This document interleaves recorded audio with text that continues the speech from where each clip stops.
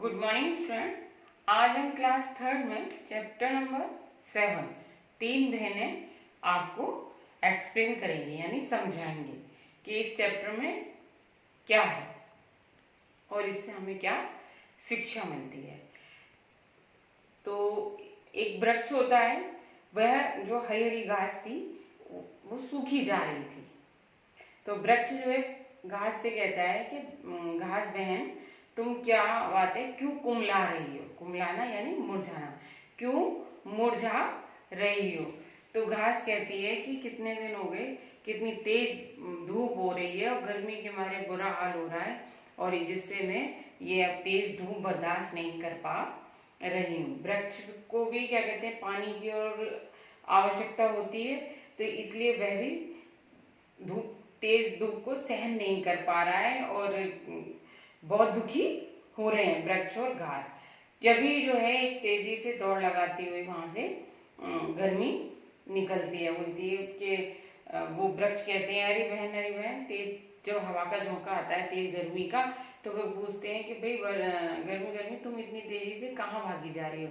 तो वो कहता है कि गर्मी कहती है कि चारों तरफ बहुत तेज धूप ही धूप है और मेरा बदन जो है तेज तवे के समान धूप से जल रहा है। मुझसे ये गर्मी बर्दाश्त नहीं हो रही है, इसलिए मैं वर्षा को खोजने जा रही हूँ। वर्षा यानी बारिश को खोजने जा रही हूँ। और वह ऐसे कहती हुई दौड़कर चली जाती है।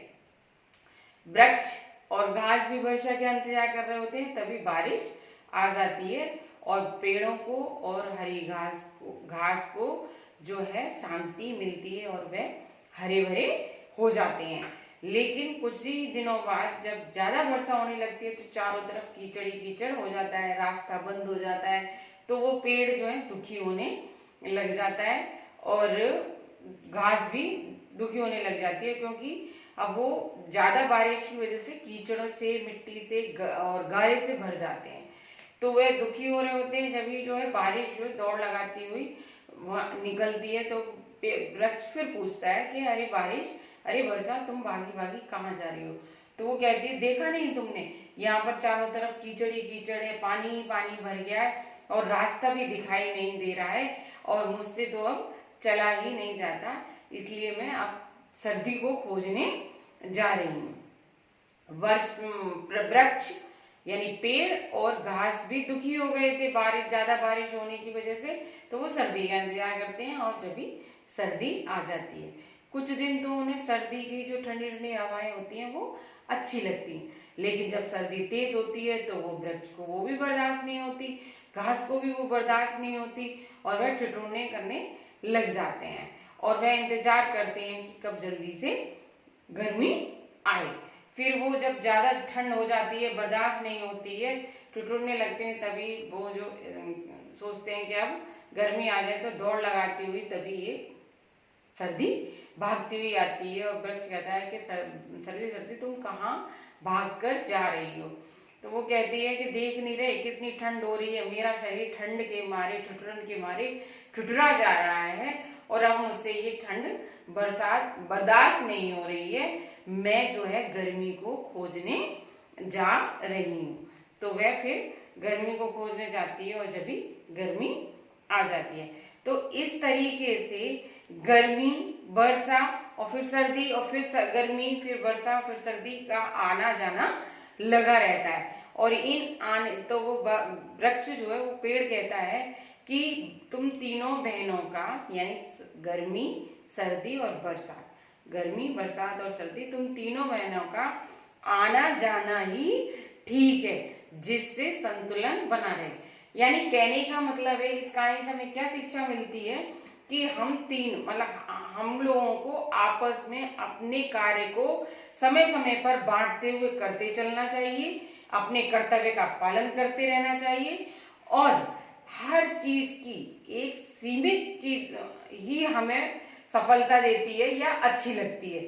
जब वो उसकी सीमितता बढ़ जाती है यानी वो असीमित हो जाती है और वो ज्यादा अतिवृष्टि हो जाती है तो वो हमें अच्छी नहीं लगती, यानी नुकसान देने लगती है। जिस तरीके से ज्यादा तेज गर्मी भी वृक्ष को सहन नहीं हो रही थी, ज्यादा तेज बारिश भी वृक्ष को और को सहन नहीं हो रही थी और फिर ज्यादा तेज ठंड भी बर्दाश्त नहीं हो रही थी। यानी कहने का मतलब ये है कि ज्यादा हर चीज की अति भी अच्छी नहीं होती है।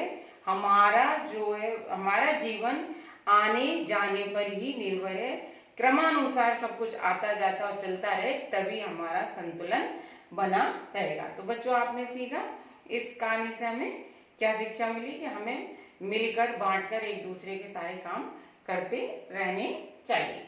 अब हम इसके आपको कुछ वर्ड मीनिंग कराएंगे, यानी शब्दार्थ आपको लिखवाते हैं, जो आपको अपनी नोटबुक में राइट करने और लर्न भी करने। तो शब्दार्थ है हमारे शब्दार्थ। नंबर 1, शांत। शांत मीन्स चुपचाप।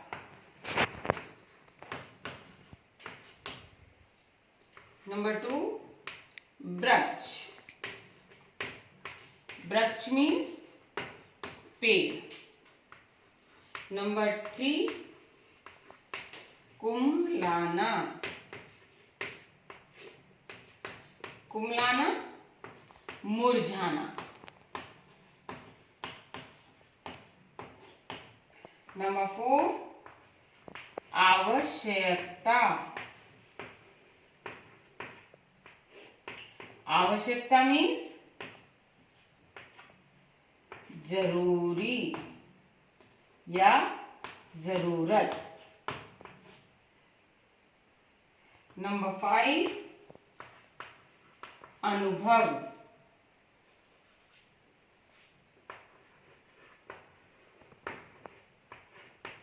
अनुभव यानी महसूस।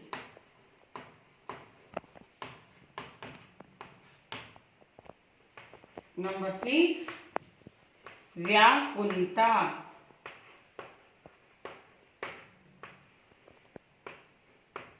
यानी बेचैनी।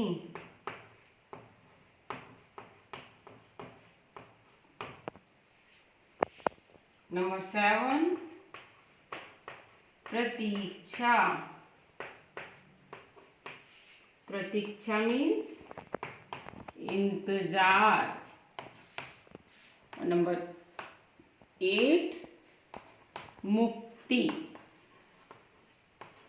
यानी छुटकारा।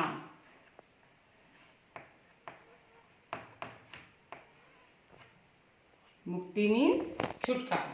तो बच्चों, आपके ही हो गए वर्ड मीनिंग कंप्लीट। आप अपनी नोटबुक में सुंदर और साफ हैंडराइटिंग में ये वर्क कंप्लीट करेंगे और लर्न भी करेंगे।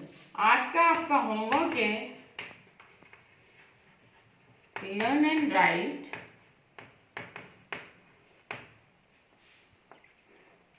Class work